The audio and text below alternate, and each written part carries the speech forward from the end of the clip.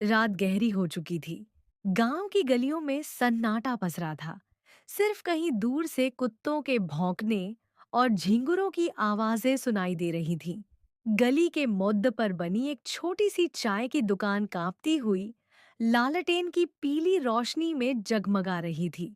लकड़ी की बेंच पर दो आदमी बैठे थे। शिवा, तूने कभी उस पुराने पीपल के पेड़ के नीचे रात में रुक कर देखा है? लोग कहते हैं कि वहां सफेद साड़ी वाली औरत दिखती है। कहते हैं वो औरत असल में उसी हवेली वाली है जिसकी बरसों पहले मौत हो गई थी। सुनने में आया है उसकी लाश कभी ढंग से दफन नहीं हुई और उसकी आत्मा भटकती रहती है। हाँ रे। एक बार मेरा चचेरा भाई उधर से देर रात गुजरा था। बोला कि जैसे किसी ने पीछे से उसका नाम पुकारा। मुड़ कर देखा तो कोई नहीं, लेकिन पैरों के पास ठंडी हवा का झोंका आया था। उसके बाद कई दिनों तक बुखार में पड़ रहा रहा। लोग बातें बनाते हैं रामलाल, लेकिन गांव के ही रघुवीर को याद है ना, वही जो शराब पीकर उस हवेली में घुस गया था। सुबह लोगों ने उसे चौपाल के पास पाया, पूरा पागल हो गया था। अब तो दो शब्द झोटने की भी हालत नहीं है उसकी। शिवा, तो क्या तू मानता है कि भूत प्रेत सच में होते हैं? दूसरा आदमी, ना मानू तो क्या, आधी रात को गांव के बाहर वाले कुएं पर मत जाना। पता नहीं कौन सी परछाइयां खड़ी रहती हैं वहां। कई लोगों ने देखा है, औरत के रोने और बच्चे के हंसने की आवाजें एक साथ आती हैं। चाय की भाप और धुंधली रोशनी के बीच उनकी बातचीत लगातार गहराती जा रही थी।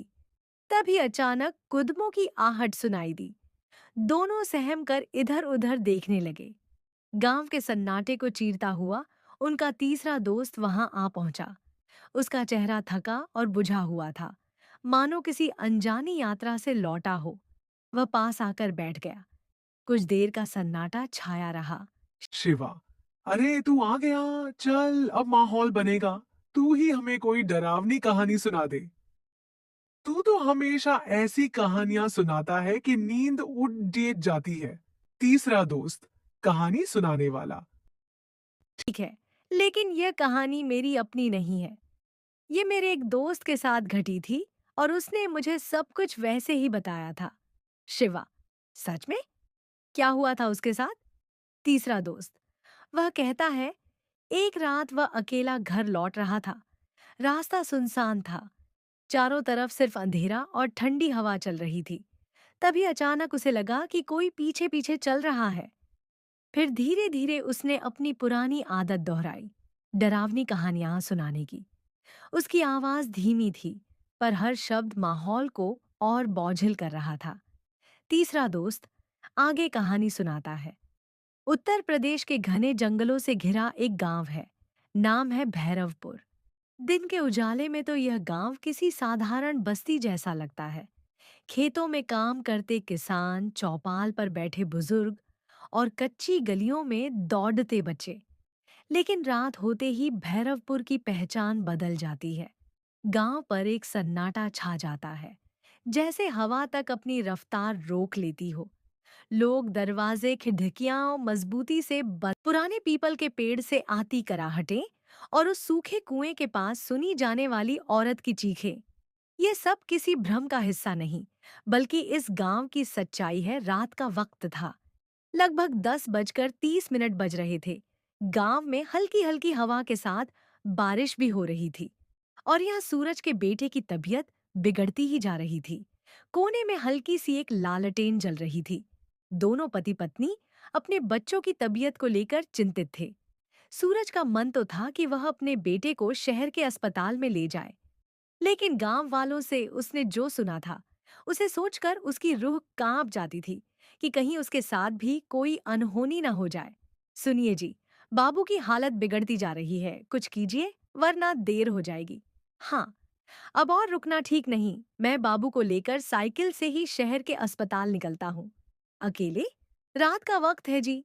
रास्ता सुनसान है। मुझे बहुत डर लग रहा है। डर मुझे भी है, पर बाबू की जान से बढ़कर कुछ नहीं। चाहे रास्ता कैसा भी हो, मैं उसे शहर जरूर ले जाऊंगा। हिम्मत रखना। तुम घर पर बाबू की माँ बनकर दुआ करना। मैं बाबू का बाप बनकर हिम्मत दिखाऊंगा, भरोसा रखना। मैं बाबू को ठीक करके ही वापस लाऊंगा। उस रात एक पिता अपने बेटे की जान बचाने के लिए एक ऐसे खौफनाक सफर पर निकल पड़ा था जहां कदम कदम पर खतरा था। इस गहरे अंधेरे के बीच साइकिल चला रहे सूरज के मन में डर बढ़ता जा रहा था। इस डर का कारण था शहर की तरफ जाने वाला यह इकलौता रास्ता। बारिश अब और तेज हो चुकी थी। बूंदें सूरज के चेहरे पर पड़कर जैसे उसे बार बार चेतावनी दे रही थीं। लेकिन उसके पास ठहरने का वक्त नहीं था। बेटे की सांसें भारी हो रही थीं और हर पल उसके हाथ से फिसलता जा रहा था। रास्ता सुनसान था। दूर दूर तक सिवाय काले अंधेरे और बारिश की आवाज के कुछ नहीं था। ये वही रास्ता था जिसके बारे में गांव में कई कहानियां सुनी जाती थीं। लोग कहते थे कि इस रास्ते पर रात में कोई परछाई चलती है, कोई अजीब सी परछाई जो साथ साथ चलती है और अचानक गायब हो जाती है। सफर अभी बहुत लंबा था, इसीलिए सूरज अपनी साइकिल तेज चला रहा था ताकि वह जल्दी शहर पहुंचकर अपने बेटे की जान बचा सके। लेकिन अब बारिश बंद हो चुकी थी। थोड़ी दूर आगे जाने पर सूरज को रास्ते में एक औरत बैठी हुई दिखाई दी। सूरज को यह देखकर बहुत आश्चर्य हुआ कि उसे रास्ते पर इतनी रात को कोई क्यों बैठा है। बेटा, जरा रुक जा, ये टोकरी भारी है, मेरे बूढ़े हाथ कांपते हैं, उठा नहीं पा रही। अम्मा, मेरा बाबू बीमार है, मुझे जल्दी शहर पहुंचना है, वरना उसकी हालत और बिगड़ जाएगी। माफ करना अम्मा, अभी मेरे पास जरा भी वक्त नहीं है। अरे, तू तो नेक लड़का लगता है, मेरी मदद कर दे बेटा, तेरे सिर पर दुआ रहेगी। ठीक है, आप अकेली हैं इतनी रात को? अच्छा, बताइए, कहाँ रखना है टोकरी? मैं उठा देता हूँ। सूरज टोकरी उठाने की कोशिश कर ही रहा था, तभी उसने देखा कि वहां तो कोई है ही नहीं। उसका दिल जोर जोर से धड़कने लगा। हे भगवान, ये मैंने क्या देखा? अभी तो यहीं खड़ी थी अम्मा, फिर अचानक कहाँ गई? नहीं नहीं, ये जगह ठीक नहीं है। डर और बेचैनी उसके चेहरे पर साफ झलक रही थी। वह तेजी से साइकिल पर चढ़ा और अंधेरे रास्ते में भागने लगा। लेकिन किस्मत जैसे उसका साथ छोड़ चुकी थी। मुझे यहाँ से निकलना होगा। बाबू की हालत और बिगड़ रही है, जल्दी शहर पहुंचना है। अचानक उसकी पुरानी साइकिल की जंग लगी चेन जमीन पर गिर गई। हे राम! ये क्या हो गया? अभी इस वक्त ही चेन गिरनी थी क्या? अगर मैं यहीं रुक गया तो पता नहीं क्या हो जाएगा। नहीं, मुझे किसी तरह चेन चढ़ानी ही होगी। और सूरज घबराहट में झुककर चेन चढ़ाने ही वाला था कि तभी उसकी रगों में खून जम गया। सामने वहीं खड़ी थी एक औरत, और वह औरत हूबहू उसकी पत्नी जैसी दिख रही थी। उस पल सूरज का मन मानो भर भरा कर टूट पड़ा। अरे, तुम यहाँ कैसे? तुम तो घर पर थी ना? इतनी रात गए इस सुनसान रास्ते पर कैसे चली आई? मत पूछो, मैंने रास्ते में एक परछाई देखी थी। वह लगातार मेरा पीछा कर रही है। मैं डरी हुई थी, इसलिए भागकर तुम्हारे पास आ गई। जल्दी करो, हमें यहाँ से निकलना होगा। बाबू को मुझे पकड़ाओ, मैं उसे संभाल लेती हूँ। तुम साइकिल ठीक करो। परछाई? ये कैसी बातें कर रही हो तुम? लेकिन अगर तुमने सच में देखा है, तो मामला गंभीर है। अच्छा, तुम बाबू को थामो, मैं चेन लगाता हूँ। हाँ, जल्दी करो, वह कभी भी यहाँ आ सकती है। उसने सोचा, शायद उसकी पत्नी ही है जो किसी तरह यहाँ तक पहुँच गई। वह कुछ पूछने या सोचने की हालत में नहीं था। थकान, डर और बच्चे की बीमारी ने उसकी समझ को कुंद कर दिया था। उसने बिना शक किए अपने बीमार बेटे को उस औरत की बाहों में थमा दिया। सूरज जल्दी से साइकिल संभालकर आगे बढ़ गया। लेकिन कुछ ही दूरी तय करने के बाद उसके मन में अचानक अजीब सा खटका हुआ। उसने कांपते हुए पीछे मुड़कर देखा और यह नजारा उसकी रूह तक को चीर गया। वहां उसकी पत्नी नहीं थी, सामने वही था जिससे गांव के बुजुर्ग हमेशा चेतावनी देते आए थे, छलावा। उसका असली भयानक रूप अब सामने था और उसकी पकड़ में सूरज का छोटा सा बाबू था। मेरे बाबू को छोड़ दे, ये मेरा बच्चा है, तू इसे क्यों ले आई? ओ माँ, मैंने तो तुझे अपनी पत्नी समझा था। आंसू बारिश के कतरों के साथ मिल गए और उसकी दौड़ती हुई सांसें पागलपन की हद तक तेज हो गईं। वह ठोकर खाता, गिरता, फिर उठता और भागता रहा। उसके सीने में सिर्फ एक ही बात थी, किसी भी तरह बाबू को बचाना है। डर अब भी था, लेकिन उस डर के नीचे छिपा पिता का हौसला था। वह रात अमावस की थी। जंगल से गुजरते सूरज के हाथ पैर ठंडे पड़ रहे थे। वह अपनी पत्नी और 3 साल के मासूम बेटे के साथ घर लौट रहा था। अंधेरे का हमला जैसे ही उन्होंने पुल पार किया, सूरज के सामने एक काली छाया आई जो उसके हाथ से उसके बेटे को छीनकर भाग गई। सूरज चिल्लाया और उसे पकड़ने के लिए दौड़ा। कुछ दूर जाने पर वह छाया अचानक गायब हो गई और वह उसे ढूंढ नहीं सका। सूरज का गुस्सा डर से कहीं ज्यादा बड़ा था। मेरा बाबू मुझे लौटा दे। नहीं, ऐसा मत कर। मैं तुझसे हाथ जोड़ता हूँ। मेरे लाल को कुछ मत करना, उसे मुझे दे दे।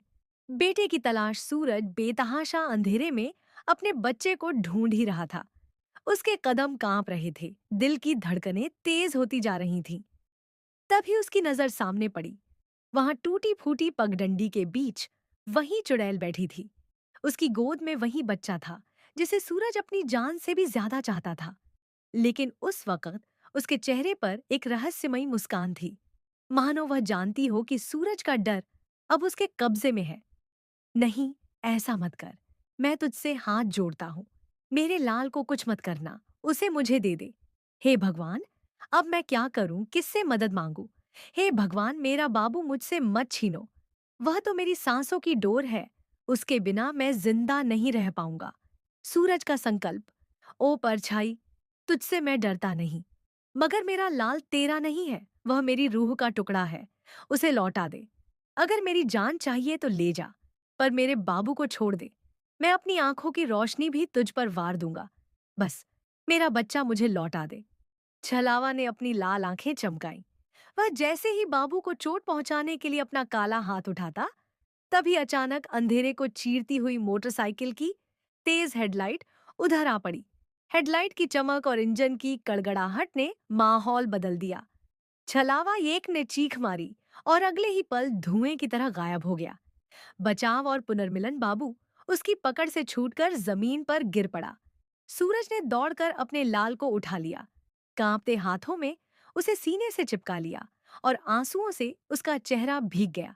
आसमान से बरसती बूंदें अब उसे डरावनी नहीं लग रही थीं, बल्कि जैसे राहत का आशीर्वाद बनकर बरस रही थी। अरे सूरज, ये तू यहाँ इस हालत में, और यह तेरी आंखें लाल क्यों हैं? भाई, तू सही समय पर आया, वरना मेरा बाबू, मेरा लाल मुझसे हमेशा के लिए छिन जाता। छलावा का रहस्य उद्घाटन। किसने किसने छीना था? कौन था यहाँ? वह कोई औरत नहीं थी, वह तो छलावा था। उसी ने मेरी आंखों के सामने मेरी पत्नी का रूप बनाकर मुझे धोखा दिया और मेरे बाबू को लेकर भाग गया। भाई, मैं मर ही गया था डर से। ये तो तेरी बाइक की आवाज थी जिसने उसे भगा दिया, वरना मेरा सब कुछ खत्म हो जाता छलावा। हे भगवान, मैं तो रास्ते में बस अंधेरे में कोई साया देख रहा था, तभी मैंने गाड़ी तेज कर दी। अच्छा हुआ जो मैं यहीं रुक गया। भाई, तूने आज मेरी जान नहीं बल्कि मेरी पूरी दुनिया बचा ली। तेरी यह मदद मैं जिंदगी भर नहीं भूल पाऊंगा। अटूट प्यार की जीत। सूरज, घबरा मत, अब मैं हूं ना। देख, बाबू सुरक्षित है। हम दोनों उसे लेकर तुरंत शहर चलेंगे। तुझे अकेले नहीं छोड़ूंगा। उस अंधेरी रात ने सूरज की यह कहानी गांव के दिल में हमेशा के लिए दर्ज कर दी। एक बाप की, जिसने छायाओं और छलावे से टकराकर अपनी संतान को बचा लिया। उस रात ने यह साबित कर दिया कि डर कितना भी गहरा क्यों ना हो, एक पिता का प्यार उससे कहीं